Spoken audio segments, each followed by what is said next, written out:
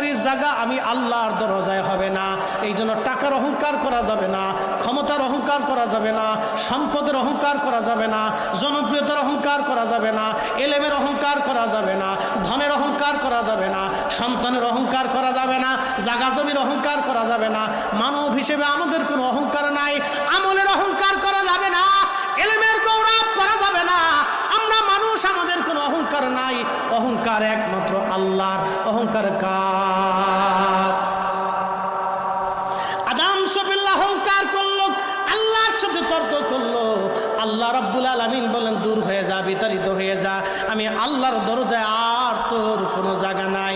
তার মানে আজাজিল যা করলো আমাদের উল্টা তাই করা লাগবে। আজাজিল অহংকার করলো, সেজদা দিল না, আমাদেরকে সেজদা দেওয়া লাগবে। আর আল্লাহর দরবারে মাপ চাইতে হবে। আমরা যখন সেজদা দিব, আল্লাহর দরবারে মাপ চাবো।